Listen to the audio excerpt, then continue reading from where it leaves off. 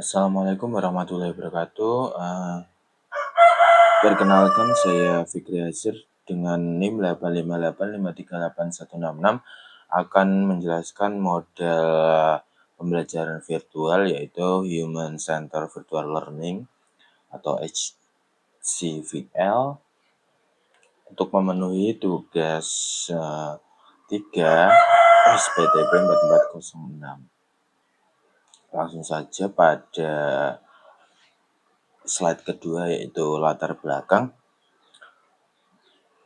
Pembelajaran daring sering menimbulkan stres, rasa terisolasi, dan rendahnya keterlibatan siswa. Karena itu dibutuhkan model pembelajaran virtual yang tidak hanya berfokus pada materi, tetapi juga memperhatikan kondisi emosional siswa.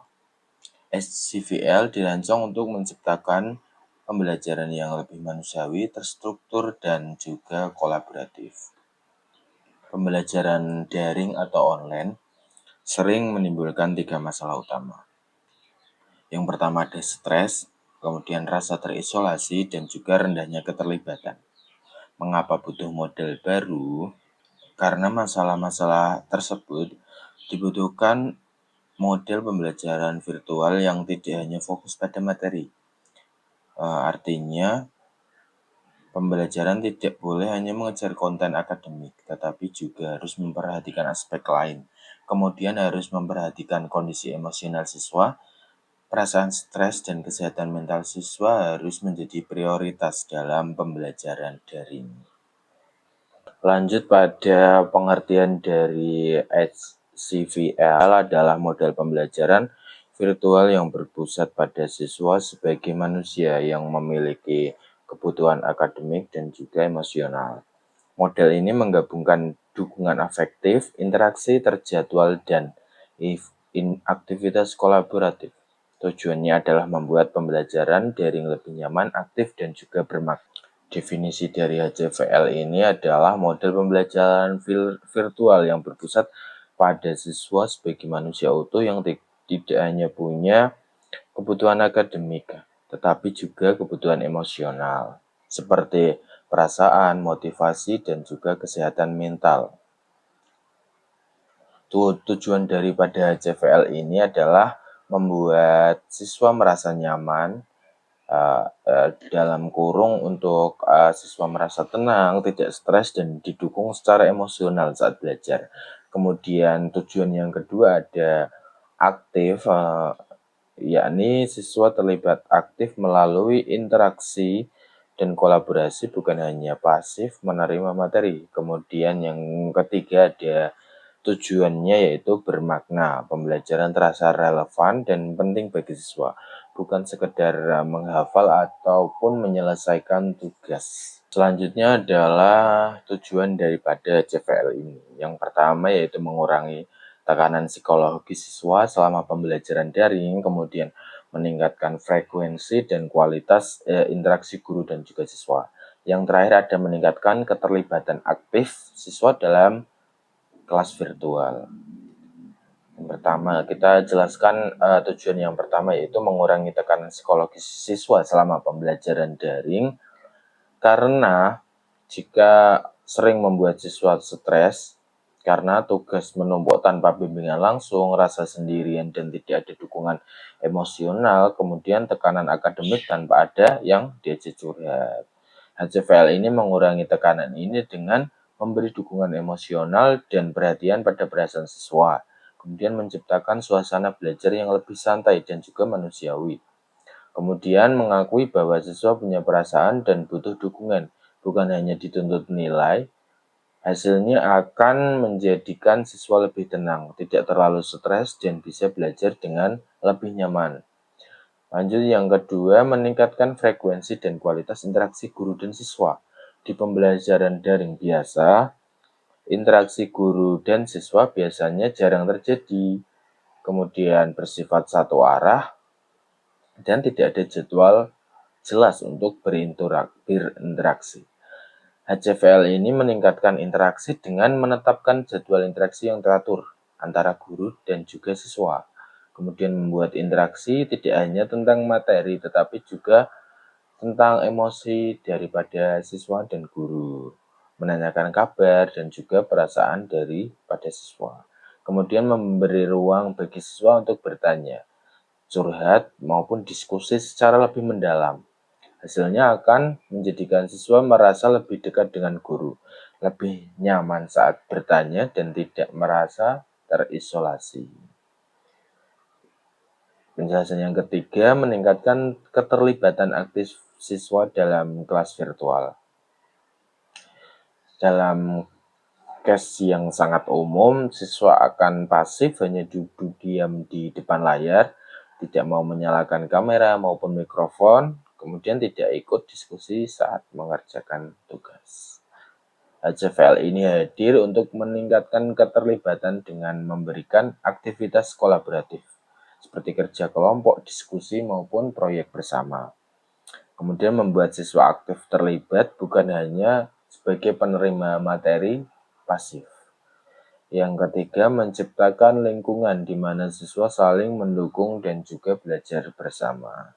Ketiga tujuan tersebut saling berkaitan karena ketika siswa tidak stres, punya interaksi yang baik dengan guru, dan juga melibatkan diri dalam sebuah aktivitas bersama, maka pembelajaran daring jadi lebih nyaman, aktif, dan juga bermakna. Berikutnya tujuan operasional daripada HCVL ini, yang pertama penurunan stres atau ansietase siswa setelah 8 minggu pelaksanaan. Kemudian peningkatan kontak bermakna antara guru dan siswa selama 1 semester. Dan kemudian partisipasi aktif siswa dalam kehadiran diskusi dan juga kolaboratif. Selanjutnya, HCVL ini memiliki 10 elemen utama yang dirancang untuk membuat pembelajaran daring menjadi lebih manusiawi, terstruktur, dan juga kolaboratif. Yang pertama ada check-in emosional singkat, mengidentifikasi kondisi emosional siswa sejak awal dan memberi ruang untuk merasa didengar. Kemudian ada micro learning modular, yaitu tujuannya mengurangi beban kognitif siswa dan membuat pembelajaran lebih terkelola. Yang ketiga ada sesi sinkron terstruktur yang memberi rutinitas yang jelas sehingga siswa tidak bingung atau merasa terombang-ambing. Kemudian group dan peer mentoring yang bertujuan meningkatkan kolaborasi, interaksi sosial, dan paling mendukung antar siswa. Kelima ada refleksi sosial mingguan, sesuai dengan tulisannya, melatih siswa merefleksikan proses belajar dan berkembang diri mereka dari tahap per tahap. Kemudian ada office hour and one by one check-in yang bertujuan memberi perhatian individual dan dukungan personal bagi siswa yang membutuhkan. Yang ketujuh ada di dukungan psikososial ringan, bertujuan untuk menjaga kesehatan mental siswa dengan bisa berupaya memberikan kata-kata penyemangat, mendengarkan, atau merujuk ke profesional jika perlu. Kemudian yang ke-8 ada umpan balik cepat dan hangat atau feedback yang bertujuan membuat siswa merasa dihargai dan termotivasi untuk terus belajar.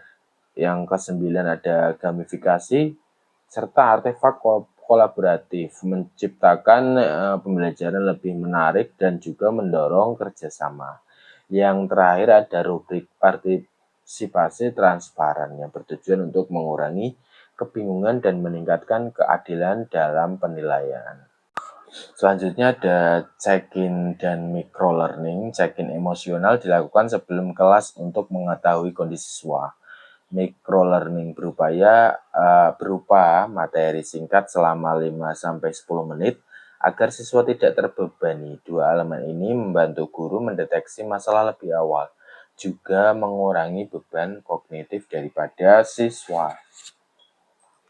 Selanjutnya ada sesi sinkron dan juga kelompok. Sesi sinkron dibuat singkat saja, yang penting jelas dan juga konsisten dengan alur pembukaan, inti, dan penutup. Dalam breakout group, siswa belajar dalam kelompok kecil dengan peran yang bergilir dan juga saling melengkapi. Cara ini mendorong interaksi, kerjasama, dan juga tanggung jawab secara kelompok atau tanggung jawab bersama. Kemudian materinya lanjut pada refleksi dan juga dukungan. Refleksi sosial mingguan memberikan ruang bagi siswa untuk menulis pengalaman belajar dan juga tantangan emosional. Office hour atau jam kantor ini membantu siswa yang butuh dukungan pribadi atau klarifikasi materi. Dukungan psikososial ringan seperti teknik pernapasan dan juga manajemen waktu juga perlu disediakan guna untuk menjaga kestabilan mental daripada siswa. Kestabilan emosi siswa dan juga perkembangan kognitif siswa bergantung pada peran guru. Guru berperan sebagai fasilitator belajar sekaligus pendukung emosional. Tugas guru meliputi menyiapkan microlearning, memandu sesi sinkron, memantau kondisi siswa, memberi umpan balik selama kurang lebih 48 jam atau 2 hari, dan melakukan rujukan jika diperlukan. Guru juga menilai partisipasi dengan rubrik yang jelas. Di samping peran guru, peran siswa juga turut andil dalam model pembelajaran ini. Yang pertama, siswa menjadi aktor utama dalam pembelajaran. Mereka harus mempersiapkan diri sebelum kelas, mengisi mood check dengan jujur, aktif berdiskusi, mengunggah artefak kolaboratif, dan juga menulis refleksi mingguan. Siswa juga dapat saling membantu sebagai peer mentor. Kenapa HCVL ini dapat membantu mengurangi stres? Karena disediakan deteksi dini lewat mood check seperti sedikit intermezzo supaya mood kita itu menjadi lebih baik, mood siswa itu menjadi lebih baik sehingga dalam pembelajaran itu menjadi lebih menyenangkan dan juga interaktif. Kemudian pembelajaran lebih terstruktur dan mudah diprediksi karena ada struktur yang sudah diatur sedemikian rupa sehingga siswa menjadi lebih siap ketika mendapatkan materi pembelajaran. Materi yang dibagi kecil-kecil sehingga tidak menumpuk. Materi dibagi menjadi beberapa sub sehingga lebih mudah dicerna oleh kognitif pikiran siswa sehingga tidak bercampur aduk menjadi satu. Siswa mendapat dukungan sosial dari teman dan juga guru karena peran siswa dan guru sangat andil dalam program ini. Kemudian umpan balik lebih suportif, bukan sekedar penilaian. Satu poin kemudian yaitu meningkatkan engagement. HCVL ini meningkatkan engagement karena siswa punya pilihan, peran, dan juga tugas. Masing-masing tugas daripada siswa itu bisa diambil salah satu karena peran dan siswa mendapatkan peran dari siswa ini banyak sehingga dapat memilih dan juga memilah. Ada proyek kolaboratif yang menghasilkan produk nyata. Kemudian aktivitas pembelajaran terasa lebih bermakna. Siswa merasa dihargai melalui apresiasi dan gamifikasi. Keterlibatan aktif menjadi bagian dari pada penilaian. Karena di sini poinnya yaitu keterlibatan aktif dan juga pengelolaan emosional daripada siswa. Di sini kita mendapatkan model sebagai LMS. Model direkomendasikan sebagai LMS utama karena fleksibel dan juga bisa dikustomisasi.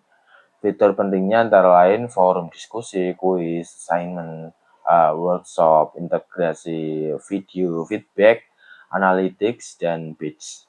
Semua fitur ini mendukung pembelajaran yang interaktif dan juga human center, yaitu pembelajaran yang berpusat pada siswa.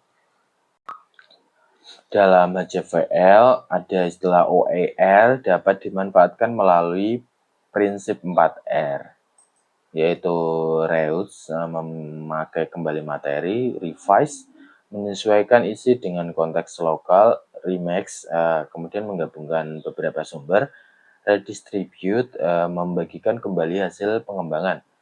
Prinsip ini membuat pembelajaran lebih fleksibel dan kontekstual juga terbuka.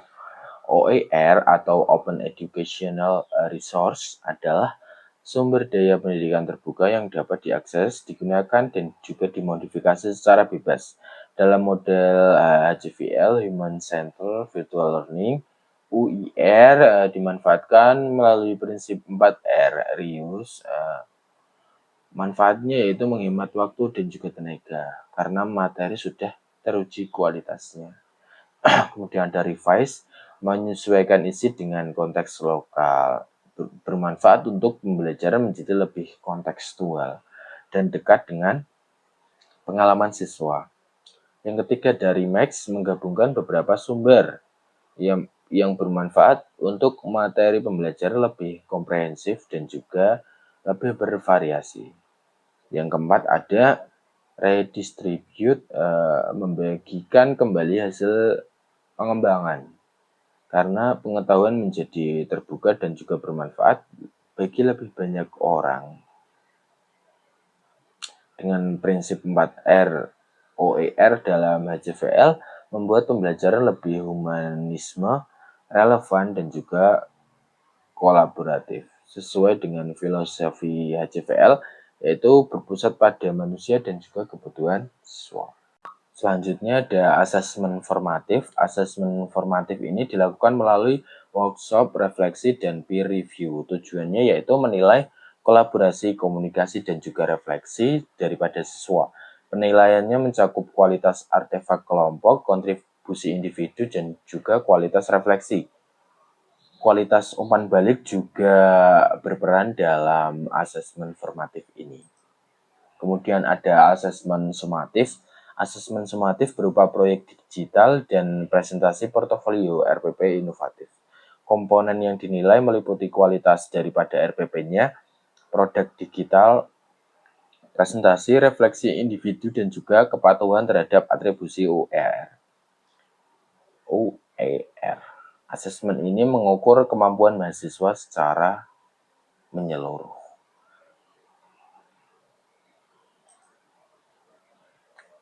Terus kita masuk pada penutup dengan kesimpulan ini, HCVL adalah model pembelajaran virtual yang menyeimbangkan aspek akademik, emosional, dan juga sosial dengan struktur yang jelas, dukungan yang hangat, dan juga aktivitas kolaboratif. Model ini dapat membantu siswa belajar dengan lebih nyaman, aktif, dan juga bermakna. Sekian presentasi dari saya, kurang lebihnya mohon maaf. Wassalamualaikum warahmatullahi wabarakatuh.